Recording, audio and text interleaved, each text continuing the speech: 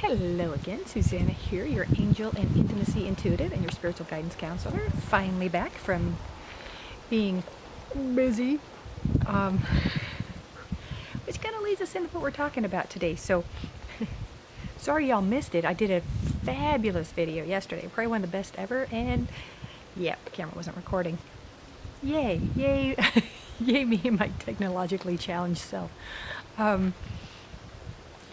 So what is being busy? You know, why is it that you see people? It used to be, how are you doing? How's everything going now? And people used to say, oh, I'm doing well, doing okay, doing this, doing that. Now it's like, oh, staying busy. I'm trying to stay busy, keeping busy. And then people, instead of asking how you're doing, it's like, well, are you staying busy? And of course, we all have our human responsibilities and we have to pay our bills. So we want to stay busy. We want to work. We want to get things, we want to accomplish things and get things done and keep the house up, get to work, socialize, whatever. But then we get lost in the busy, and then we end up feeling empty because it's like, what did we really accomplish? At the end of the day, we start thinking back to, why am I so tired? What did I even get done today? What did I accomplish? It's like, okay, I went to work. I put in my 8 or 9 hours or whatever. I read a book. I watched some TV. I vegged out. I made dinner. I cleaned up dinner. But what are we really, how deep is that? It becomes this monotonous routine and we get lost in the busy. So this is kind of getting to the point where we really want to focus on finding little moments for ourselves, finding the peace in the busy, I guess. Finding ourselves, thank you. Finding ourselves in the busy.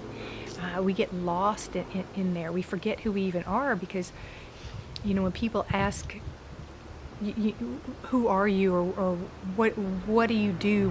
How do you define yourself? And what do we usually say? We usually say what we do for a living.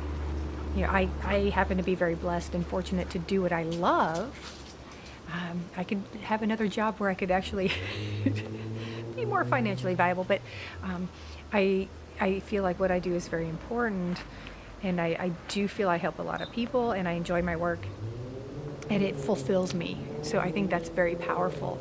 But also, I have learned that little Lubelle helping out. You can hear her panting. She's chasing shadows. Good times. Oops, let me reset there. And I got my little oranges there for all of you. So it's winter time, so absorbing the vitamin C through the camera. So, again, I haven't changed. Still a little easily distracted. Little hummingbirds flying around as well, so that it keeps me happy.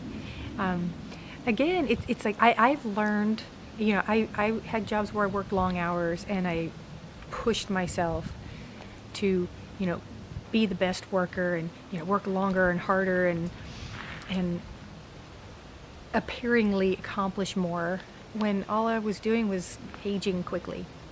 And then I realized it was actually when I lost one of my dogs, who I loved dearly and still do miss greatly. And I thought, I'm working all these hours, I miss so much time with her. Even though I spent several years with her and enjoyed every second, I think, wow, I could have, taken a day off here and there. I could have come home an hour earlier and spent more time.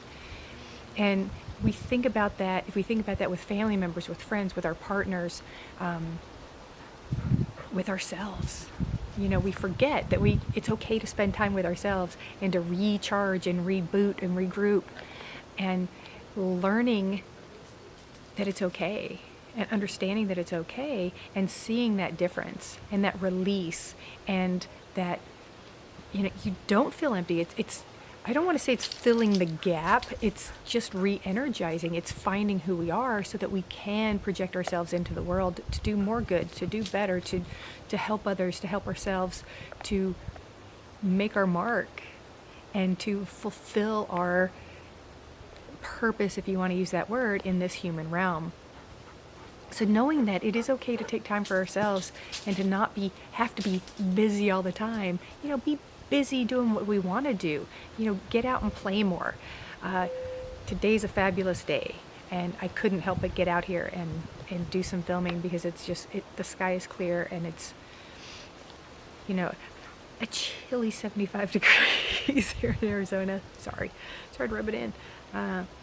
But this is something that I find pleasurable, just being in my yard, even though it is, we do get winter here and it's a little brown, but it's still beautiful. It's nature. It's happy and makes me happy. And it's just taking that time. I learned long ago that it is okay to take time for myself. And I've learned that at least once a week, if not twice, I take a long hot bath. Just time for me to just regroup, to clear the stressors of the day, of the week, or whatever. And just to bring myself back into me, back into my soul, and connecting my soul and my body.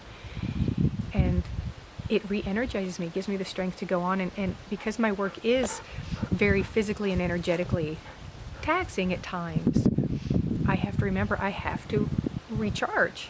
Again, not being selfish, it's self-preservation. So remember that in your busy week, and make time for yourself. Even if you start out taking 5 minutes a day to yourself, build that to 15, build that to a half hour.